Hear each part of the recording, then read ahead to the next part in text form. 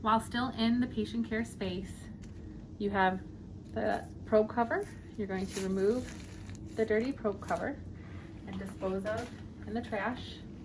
You then will take a paper towel, remove excess gel from the soiled probe, clean with your wipes. Again, removing any excess gel. You also will clean the cable from connection end, clean to dirty. Dispose. After that, you'll place the probe in your transport container, like so. Put the lid on. There's two sides, clean and dirty. You'll have the soiled side facing up for transport. Lock the lid. Take your gloves off. You can put clean gloves on to wipe off the outside so you can transport through the hallway without gloves on. Now you're ready for transport. You'll walk to the point of care lab. Inside the lab, there is a dirty to clean workflow. You will place your soiled probe on the dirty countertop, remove the lid, like so, and then place gloves on your hand. Gloves are the only required PPE according to the PPE matrix for use in the Trophon. Gloves.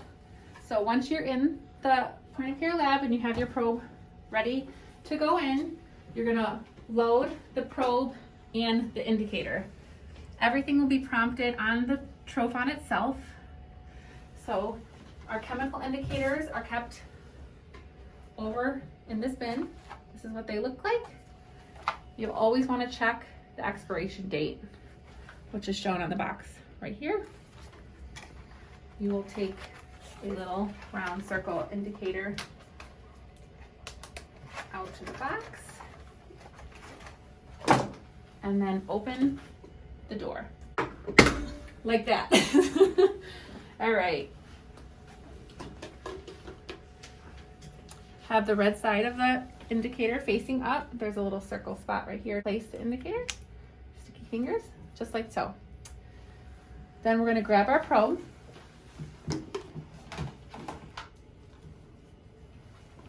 With the cables up the top. We're going to load the probe in just like your Trophon instructional video taught you to be wide side, so skinny side like this. And you don't want the tip of the probe dangling below the embossed line here.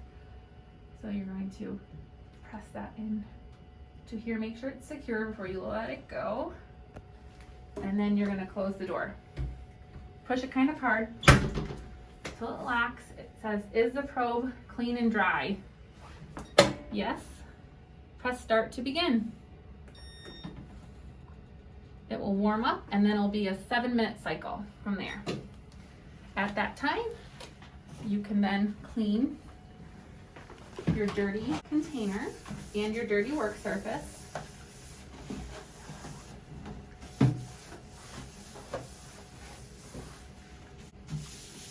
Weight this down so I can set it down.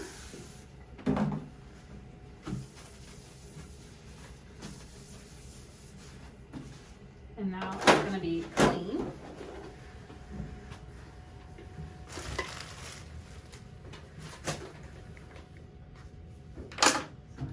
Make sure you're going to set your clean bin in the clean area. So when the 7 minutes is done, whether it's you or another nurse who's coming in here to take out the probe, you know that this has been cleaned.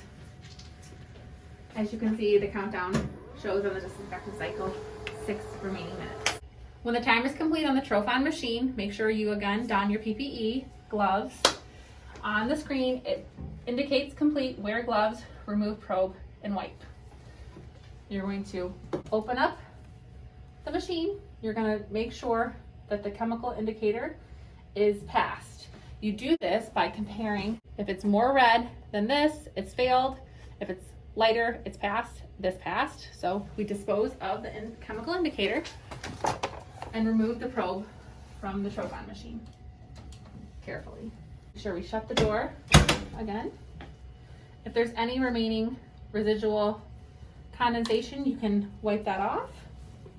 And then in our clean, rigid container, we're gonna place our probe.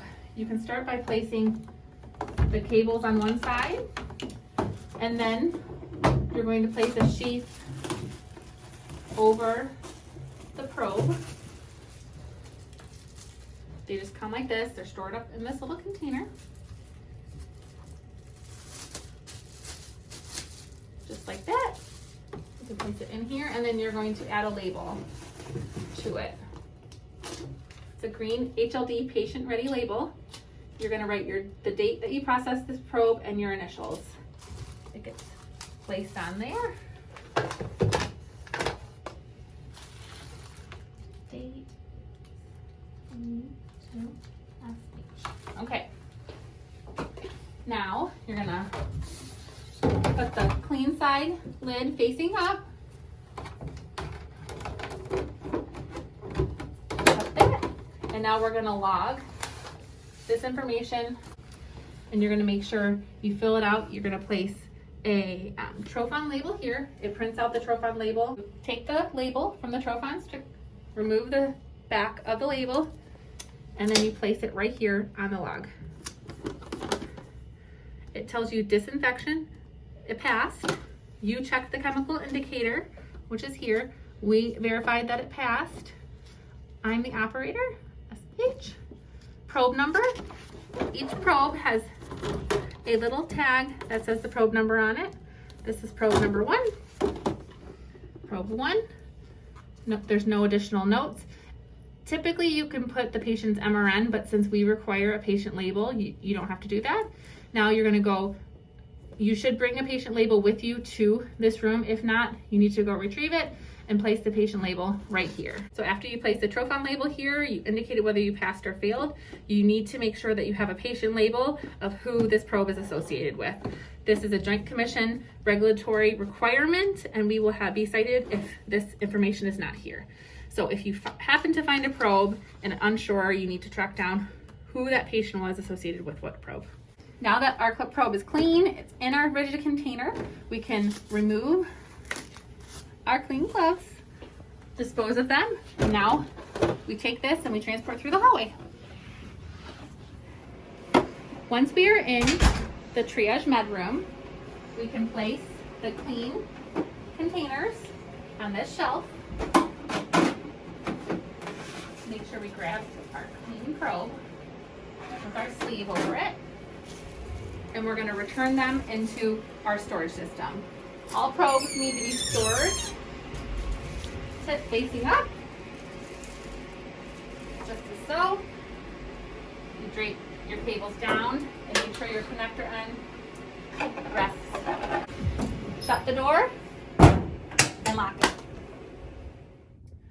When you are needing to change the Trophon cartridge, you can find the supplies in the triage clean room. The far right cart, bottom shelf, far left bin. You have Trophon printer labels, chemical indicators, and the cartridges. They come in a box like this. You open it up, and this is what you grab. When done, make sure you place the remaining cartridges back on the shelf.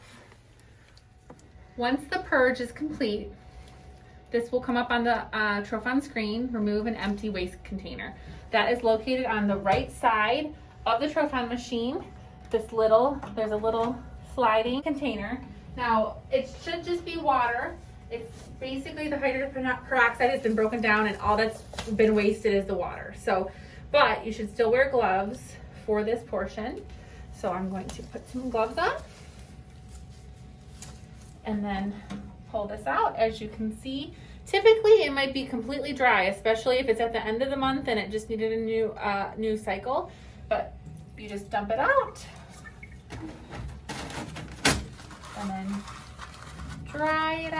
here. And then you're gonna slide that right back in. Now the screen is going to prompt you, cartridge is empty, please replace cartridge now.